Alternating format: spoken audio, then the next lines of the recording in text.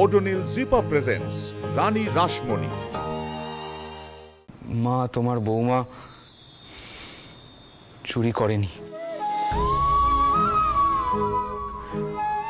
আমি জানি।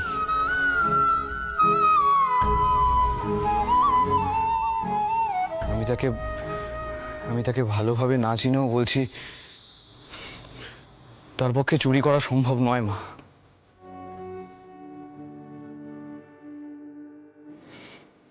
তুমি অযথা কষ্ট পেও না।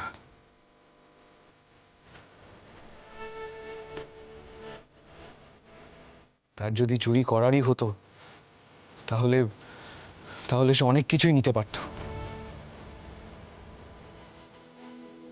কিন্তু কিন্তু এই কদিনের মধ্যে কেউ তাকে কোনো সময় সস্তা বা দামি জিনিসের মধ্যে পার্থক্য করতে দেখেনি।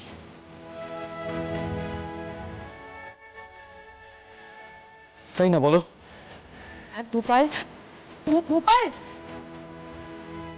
জগদম্বা, তুমি বলতে না আমি কখনো ভূপালের প্রশংসা করি না,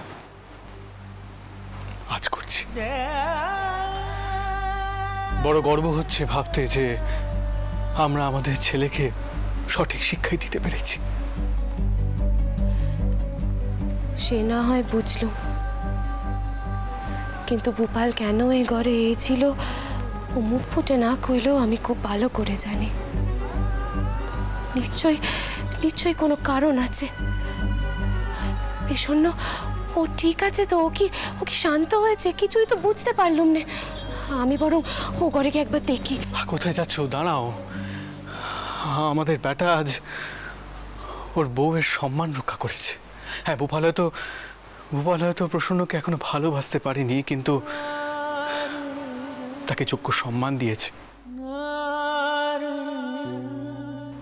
এর মানে কি জানো? ওদের মিলমিশ খেতে বেশি সময় লাগবে না।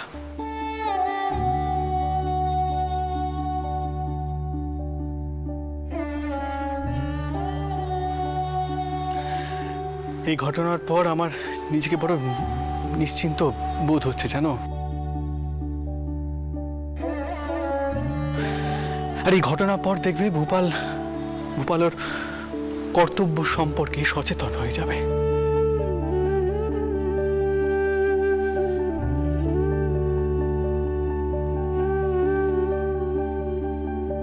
আর তুমি চিন্তা করো না, তোমার বৌমাকে তোমার বেটাই শান্ত করবে।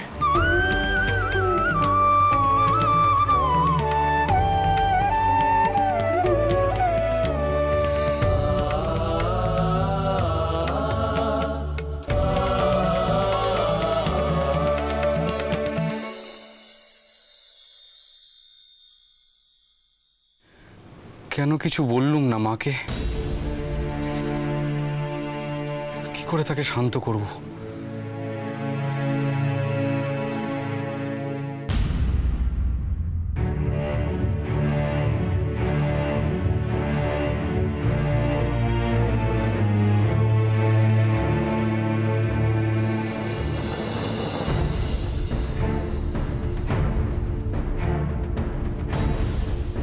এ কি,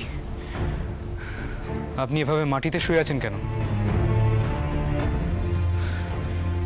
আপনি দয়া করে বিছানায় গিয়ে শুন। আমি অন্যত্র চলে যাচ্ছি, আপনার চিন্তা নেই।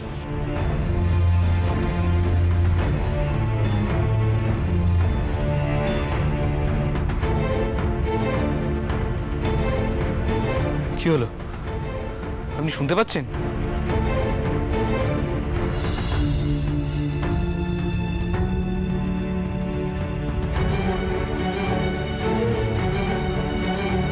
আপনি সাড়া দিচ্ছেন না কেন?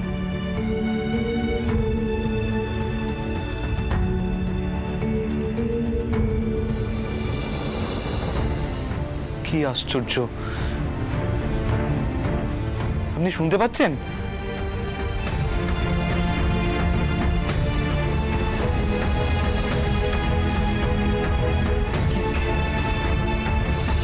কি হলো, শুনছেন? এ কি, গা তো জ্বরে পুড়ে যাচ্ছে। জ্বর গায়ে এভাবে মাটিতে শুয়ে থাকলে জ্বর আরো বেড়ে যাবে। না না, কি করবো এখন? মাকে ডাকবো না আমি বরং বৌঠানকে ডাকি।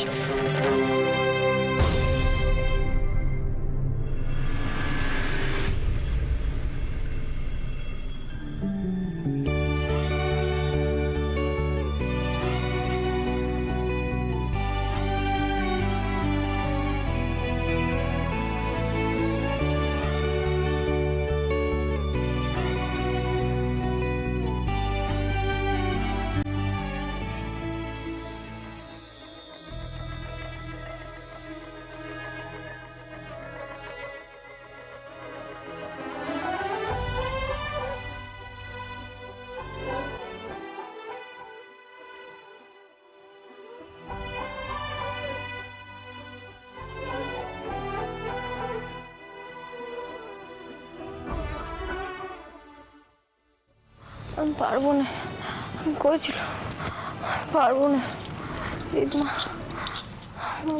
আমি পারবো না দিদমা, মাথা কান মোটা, আমি পারবো না দিদমা, আমি পারবো না, পারবো না দিদমা, আমি পারবো না, পারবো না দিদমা, পারবো না,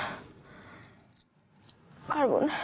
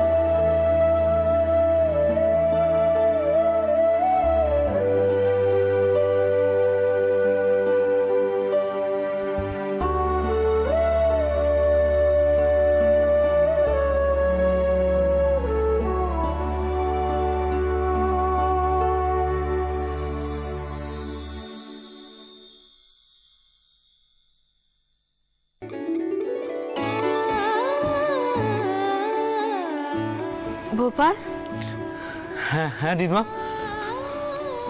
পেশেন্টের কি জ্বর হয়েছে? হ্যাঁ, মানে তুমি একবার দেখো না, মনে হয় জ্বর খুব বেশি। আমি এখন তো কোনো ডাক্তার পাবো না, তাই আমি নিজেই। দাঁড়াও দেখছি।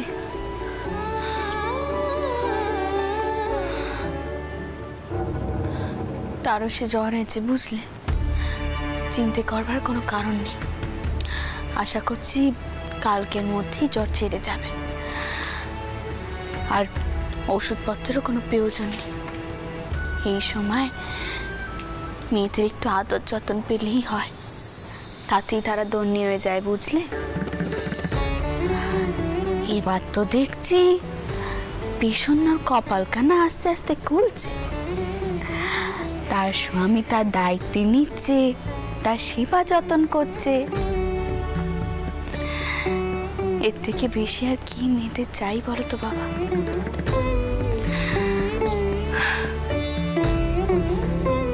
বড় হও বাবা, বেঁচে থাকো।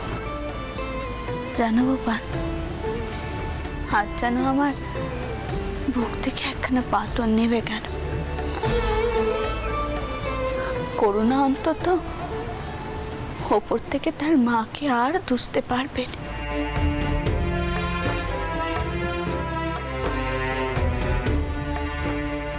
আর উঠতে পারবে না।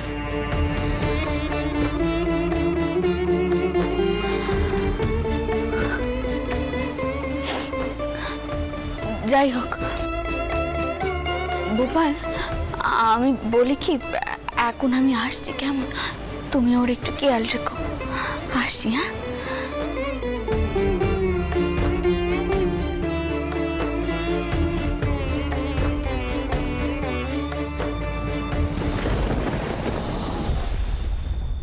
কিন্তু আজ যে আমার ঘরের নক্ষীকে এমন অপমানিত হতে বাধ্য করলো, তাকে আমাকে ধরতেই হবে। কি রাখলো এই মুকুটখানা পেশন্নর পুটলিতে? খুঁজে তাকে বের করবই। সহজে তো তাকে ছাড়বো না আমি।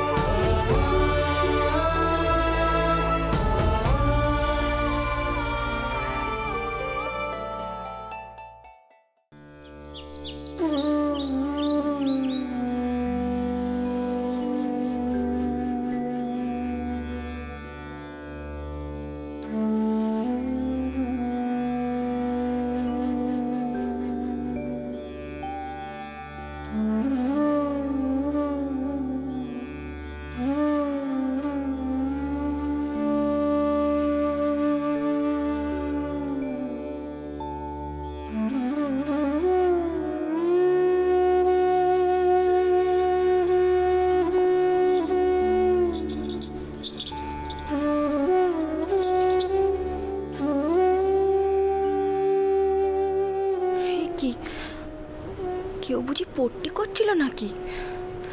কিন্তু ঘরে তো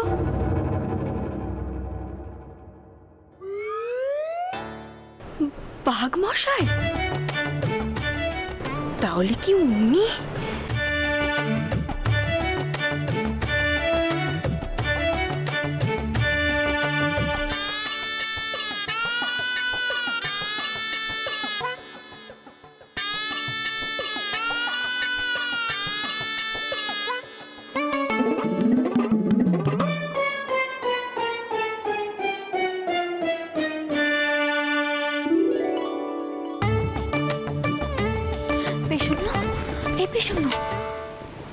তোর নাকি জ্বর হয়েছে?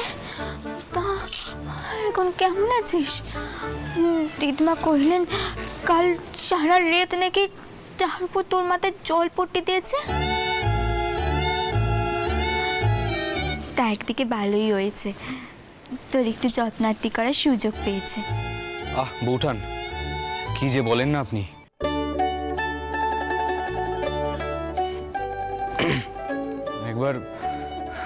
একবার দেখুন তো আপনার ছোট বোনের এখনো গা গরম আছে কিনা।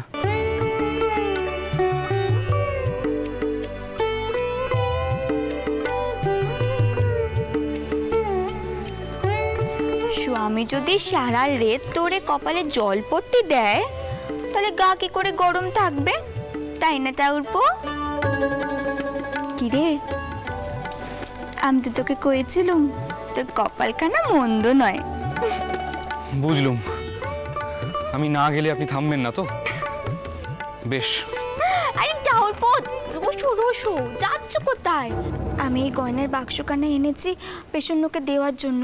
এটা কোথায় রাখবো কৌদিকে? পেশন্য তো এখনো বার্ষিক কাপড় চাড়েনি। বড় বউ, তোমাকে এত আগ বাড়িয়ে কাজ করতে কে কয়েছে বাচ্চা?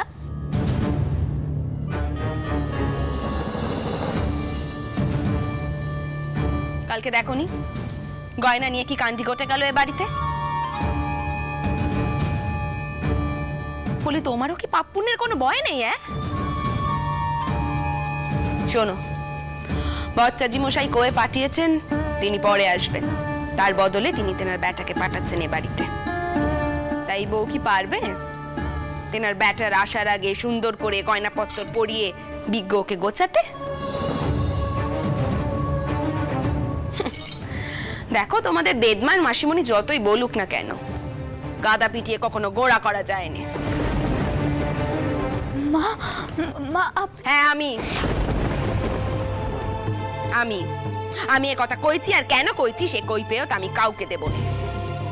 একটা কথা জেনে রাখো, এই বউ যতদিন না এ সংসারের যোগ্যী হয়ে উঠছে ততদিন কোনো দায় দায়িত্ব ও নেবে না।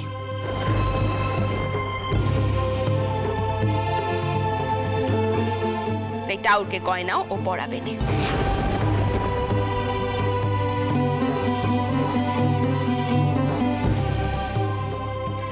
দেখো গিয়ে টাউর করে যদি কোনো পোস্কার জোস্কারের কাজকর্ম থাকে ওকে দাও, বা এসেলে ঢুকিয়ে দাও, কিন্তু তার থেকে বেশি কোনো কাজ ও করবে না।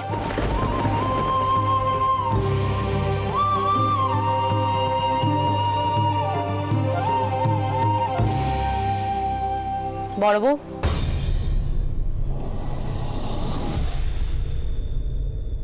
মা যখন টাউরের গয়নার বার পেশন্নকে দিয়েছে, তখন সে বার পেশন্নই পালন করবে। বাবা চটকুকি, তুই দেখছি এই ব্যাপারটা নিয়ে খুব জেদি করছিস। তা জেদ করে কোনো না পাবে তো? তুই নিশ্চয়ই শুনেছিস বচ্চাজি মশাই কয়ে পাঠিয়েছেন, ওনার বদলে উনি ওনার ব্যাটাকে পাঠাচ্ছেন আমাদের বাড়িতে। সে যে আসুক না পুজো করতে বদ দিদি, আজ পেশন্নকেই বিগ্রহ সাজাতে হবে।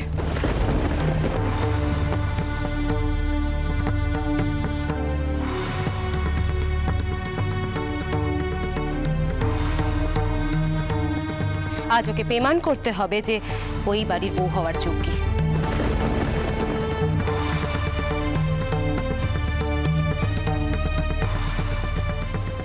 আর বদ দিদি, যখন আমরা ওর বিয়ে দিয়েছি তখন তোকে এই বাড়ির বউ হয়ে উঠতেই হবে।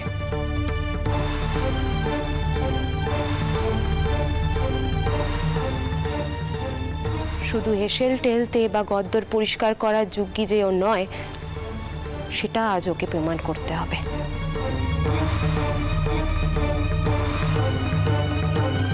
তাই আমি আর কোনো কথা শুনতে চাই না। বড় বউ, তুই চ আমার সাথে। আজ আমি আর তুই এসেলে ঢুকবো। ওকে নিজের মতো ছেড়ে দে, ওর নিজের দায়িত্ব ঠিক পালন করবে।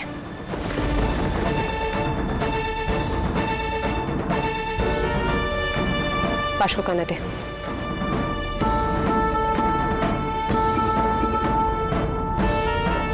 আয়।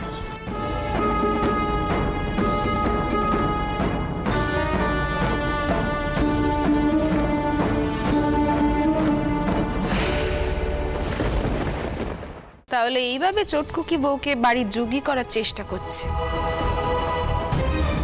ভালো, বউ বাড়ির যোগ্য হলেই তো ভালো।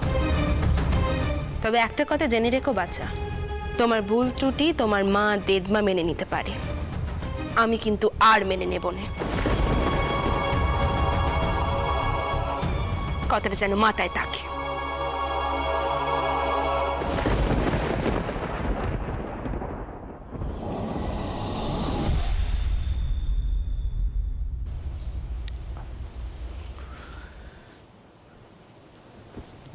এত কেন ঘাবড়াচ্ছ বৌমা?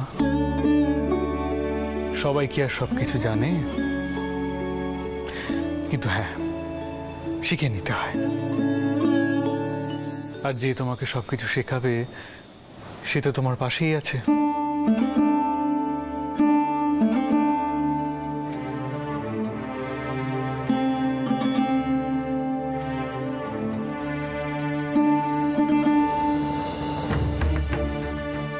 হ্যাঁ, তুমি ঠিকই ধরেছ। ভূপাল তোমায় সব শিখিয়ে পড়িয়ে নেবে, তোমার কোনো চিন্তা নেই। আমি কিন্তু বাবা মশাই, আমি তো গয়নার বিষয়ে কিছুই। বৌমা যদি সব শিখে নেওয়ার সাহস দেখাতে পারে, তাহলে তুমি সেই সাহস কেন দেখাতে পারো না? আর বিয়ের পর সমস্ত পুরুষ মানুষকেই গয়না সম্বন্ধে একটু আধটু শিখে নিতে হয়। তুমি না এভাবেই শুরু করো।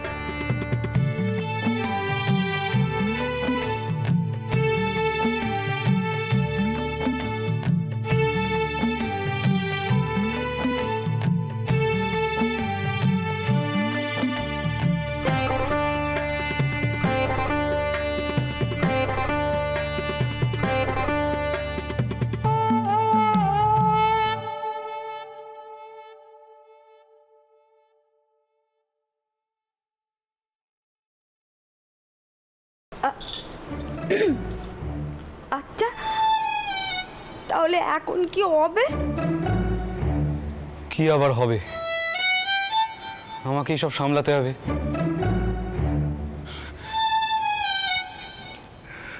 শুনুন, আপনি এক কাজ করুন, আপনি গিয়ে আগে আগে বাসি কাপড়খানা বদলে আসুন। বৌঠান বললেন না, বাসি কাপড় না বদলে ঠাকুরের গয়না ধরতে নেই। কি হলো, যান।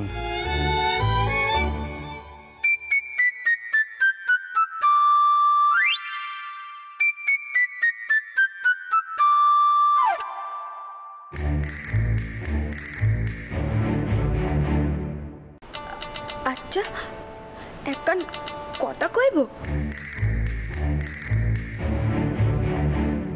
বড় ঘরের বউদের বুঝি আপনি আর কি করতে হয়?